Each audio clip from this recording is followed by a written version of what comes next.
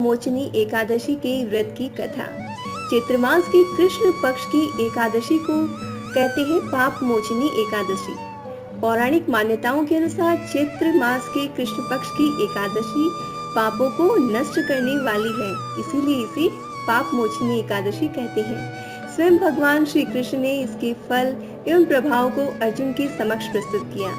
पाप मोचनी एकादशी व्रत साधक को उसके सभी पापों से मुक्त करके उसे मोक्ष का मार्ग खुलवाती है। इस व्रत में भगवान विष्णु के चतुर्भुज रूप की पूजा की जाती है। तो चलिए सुनते हैं पाप मोचनी एकादशी के व्रत की कथा। अर्जुन ने कहा, हे कमल नयन, मैं जो एकादशियों के व्रतों की कथाएं सुन रहा हूँ, त्यों अन्य एकादशियों के व्रतों की कथाएं सुनने की मेरी जिज्ञासा बढ़ती ही जा रही है। हे मधुसूदन, अब कृपा कर अब चैत्र मास के कृष्ण पक्ष की एकादशी के विषय में बतलाइए। इस एकादशी का क्या नाम है?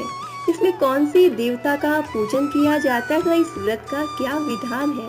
हे कृष्ण, ये सब आप मुझे विस्तार पूर्वक बताने की कृपा करें। भगवान श्री कृष्ण ने कहा, हे अर्जुन, एक बार यही प्रश्न पृथ्वीपति मानधाता ने लोमश ऋषि से किया था। जो कुछ लोमश ऋषि ने राजा मानधाता को बताया था, वही मैं तुम्हें कहने जा रहा हूँ। राजा मानधाता ने धर्म के गुह्यतम रहस्यों के ज्ञाता महर्षि लोमश से पूछा, हे ऋषि श्रेष्ठ, मनुष्य के पापों का मोचन किस प्रकार संभव है?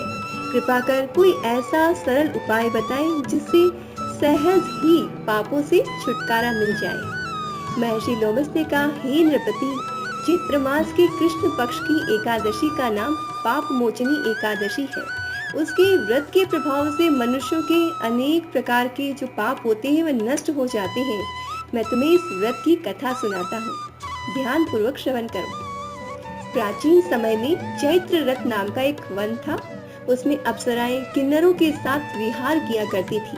वहाँ सदैव वसंत का मौसम रहता था, अर्थात उस जगह सदा नाना प्रकार के पुष्प खिले रहते थे और कभी गंधर्व कन्याएं विहार किया करती थी और कभी देवेंद्र अन्य देवताओं के साथ वहाँ क्रीड़ा किया करते थे।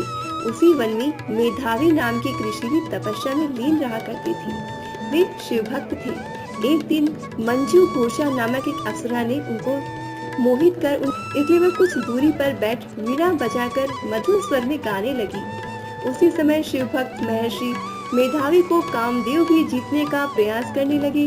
कामदेव ने उस सुंदर अप्सरा के भ्रू का धनुष बनाया, कटाक्ष को उसकी प्रत्यंचा बनाई और उसके नेत्रों को मंजू घोषा अप्सरा का सेनापति बनाया। और इस तरह कामदेव अपने शत्रु भक्त को जीतने को तैयार हुआ। उस समय महर्षि मेधावी भी युवावस्था में थे और काफी हष्ट पुष्ट थे। उन्होंने यज्ञोपवीत तथा दंड धारण कर रखा था। वे दूसरे कामदेव के समान प्रतीत हो रहे थे। उस मुनि को देखकर कामदेव के वश में हुई मंजू घोषा ने धीरे धीरे मधुर वाणी से वीणा पर गायन शुरू किया। तो महर्षि मेधावी भी मंजू घोषा के मधुर गाने पर और उसके सौंदर्य पर मोहित हो गए। वह अप्सरा मेधावी मुनि को कामदेव से पीड़ित जानकर उनसे आलिंगन करने लगी। महर्षि मेधावी उसके सौंदर्य पर मोहित होकर शिव रहस्य को भूल गए और काम की वशीभूत होकर उसी के साथ रमन करने लगे। काम की वशीभूत होने के कारण मुनि को उस समय दिन रात का कुछ भी ज्ञान न रहा और काफी समय तक वे रमन करते रहे। तदुपरांत मंजू घोषा ने उस मुनि से बोला, हे ऋषिवर, अब मुझे बहुत समय हो गया है, अतः स्वर्ग जाने की आज्ञा दीजिए। अप्सरा की बात सुनकर ऋषि ने कहा, हे मोहिनी, संध्या को तो आई हो, प्रातः काल होने पर चली जाना।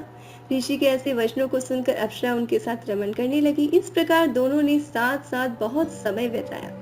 मंजू घोषा ने एक दिन ऋषि से कहा, हे विप्र, अब आप मुझे स्वर्ग जाने की आज्ञा दीजिए। मुनि ने इस बार भी वही कहा, हे रूपसी, अभी ज्यादा समय व्यतीत नहीं हुआ है, कुछ समय और ठहरो।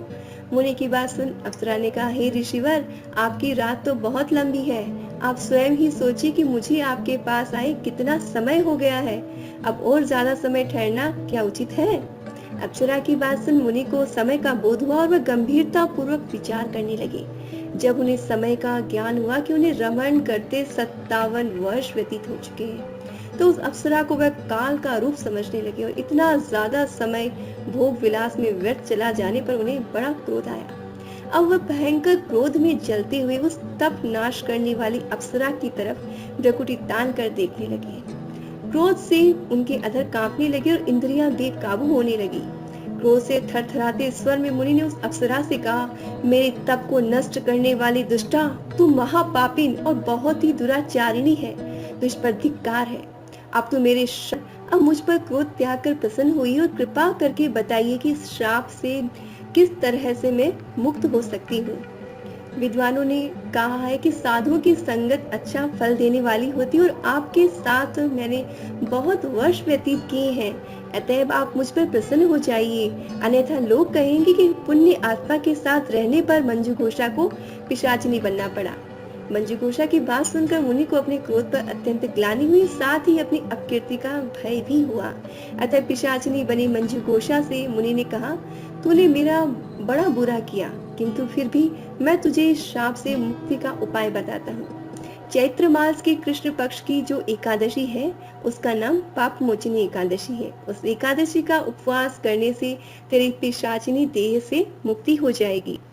ऐसा कहकर मुनि ने उसको व्रत का सारा विधान समझा दिया। फिर अपने पापों का प्रायश्चित करने के लिए वे अपने पिता च्यवन ऋषि के पास गए। च्यवन ऋषि ने अपने पुत्र मेधावी को देखकर कहा, हे पुत्र, ऐसा क्या किया है तूने कि तेरे सभी तप नष्ट हो गए हैं, जिससे तुम्हारा समस्त तेज मलिन हो गया है। मेधावी मुनि ने लज्जा से अपना सिर झुकाकर कहा, हे पिताश्री, मैंने एक अप्सरा से रमण करते हुए बहुत बड़ा पाप किया है। इसी पाप के कारण संभवतः मेरा सारा तेज और मेरे तप नष्ट हो गए हैं। कृपा करके आप इस पाप से छूटने का उपाय बताइए। ऋषि ने कहा, हे पुत्र, तुम चैत्र मास के कृष्ण पक्ष की पाप मोचनी एकादशी का विधान पूर्वक और भक्ति पूर्वक उपवास करो और इसी से तुम्हारे सारे पाप नष्ट हो जाएंगे। अपने पिता च्यवन ऋषि के वचनों को सुनकर मेधावी मुनि ने पाप मोचनी एकादशी का विधि पूर्वक व्रत किया और उसके प्रभाव से उनके सभी पाप नष्ट हो गए। मंजू घोषा अप्सरा भी पाप मोचनी एकादशी का उपवास करने से पिशाचिनी देह से छूट गई और पुनः अपना सुंदर रूप धारण कर स्वर्ग लोक को चली गई। लोमश मुनि ने कहा, हे राजन, इस पाप मोचनी एकादशी के प्रभाव से समस्त पाप नष्ट हो जाते हैं। इस एकादशी की कथा के श्रवण और पठन से 1000 गोदान के बराबर फल मिलता है और इस उपवास के करने से ब्रह्म हत्या तक के पाप, स्वर्ण चुराने के पाप, मद्यपान करना, अगम्य गमन करने वाले सभी भयंकर से भयंकर पाप भी नष्ट हो जाते हैं और व्यक्ति अंत में स्वर्ग लोक की प्राप्ति करता है। कथा का सार इस प्रकार से कि इस कथा से स्पष्ट विदित है कि शारीरिक आकर्षण ज्यादा समय तक नहीं रहता। शारीरिक सौंदर्य के लोभ में पड़कर मेधावी मुनि अपने तप संकल्प को भूल गए और ये भयंकर पाप माना जाता है। परंतु भगवान श्री हरि की पाप मोचनी शक्ति इस भयंकर पाप कर्म से भी सहज ही मुक्ति दिलाने में सक्षम है। जो मनुष्य सत्कर्मों का संकल्प करने के बाद में लोभ, लालच, भोग विलास के वशीभूत होकर अपने संकल्प को भूल जाते हैं, वे घोर नरक के भागी होते हैं। तो दोस्तों, सभी को अच्छे कर्म करने चाहिए, प्रभु भक्ति में लीन होकर समय व्यतीत करना चाहिए। और दोस्तों, इसकी पूजा विधि जानने के लिए आप डिस्क्रिप्शन जरूर चेक करें और अगर ये कथा आपको अच्छी लगी हो तो लाइक कीजिए और दोस्तों इसे अपने फ्रेंड्स और फैमिली मेंबर्स के साथ शेयर कीजिए।